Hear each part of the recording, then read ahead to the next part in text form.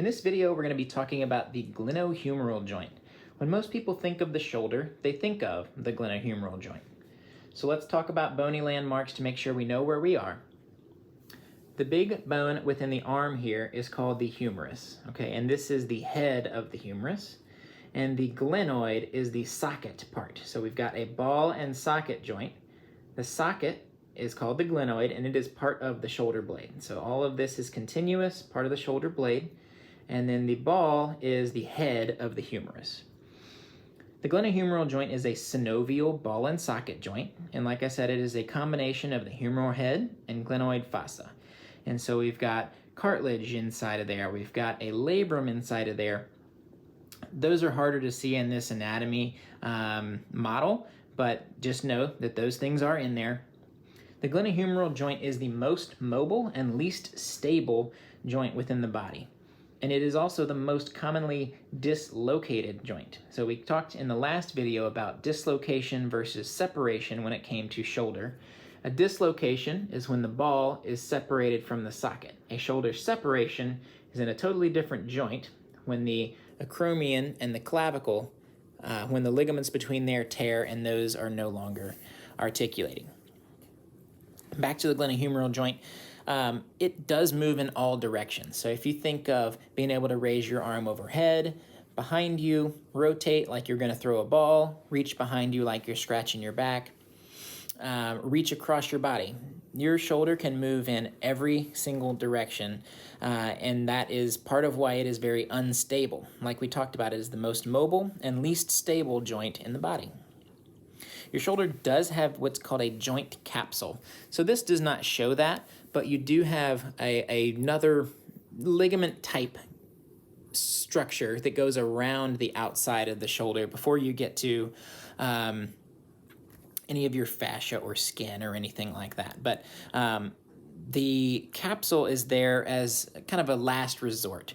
And the capsule does get weaker with age. So the older someone gets, typically there's very little support that the capsule will give in terms of stability to the shoulder.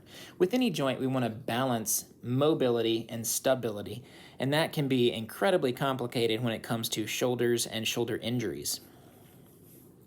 To add to the stability, we've got 3 different glenohumeral ligaments. And so if we go back to our anatomy, anytime we're going to break down a big word, glenoid and humerus, so we've got glenohumeral ligaments.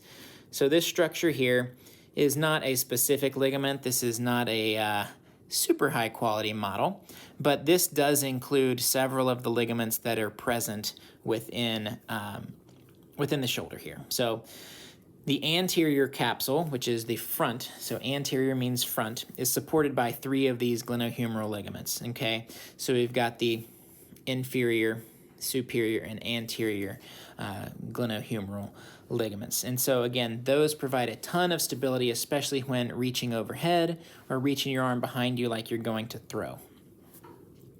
Okay, we're going to look at this from a slightly different angle.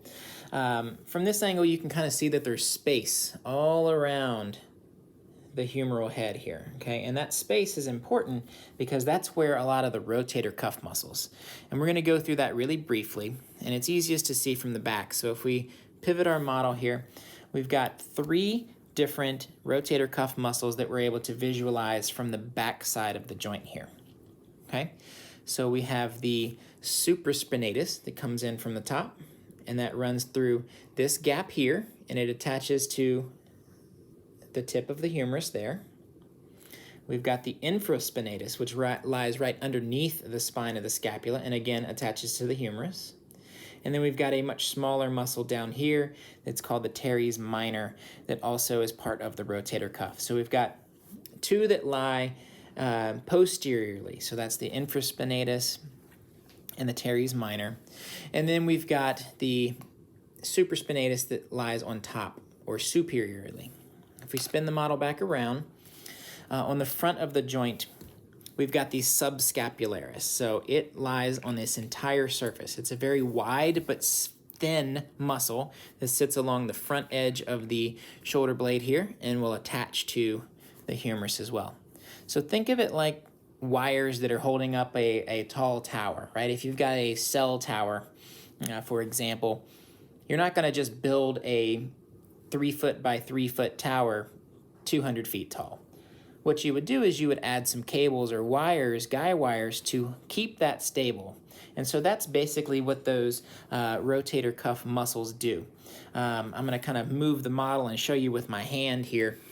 It may look a little odd, but if we've got a socket and a ball, if those rotator cuff muscles are doing their job, they're going to pull the ball into the socket and lead to a much more stable joint. So all of those rotator cuff muscles have a very important job to do when it comes to keeping the joint stable.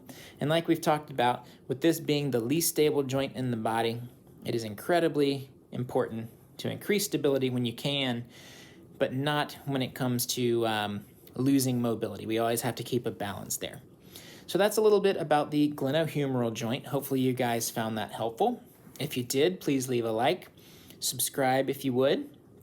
We're going to be putting out a lot more shoulder content, so if you have a recommendation for anything that you would like to learn about the shoulder, we'd be happy to make a video for that, so please leave a comment.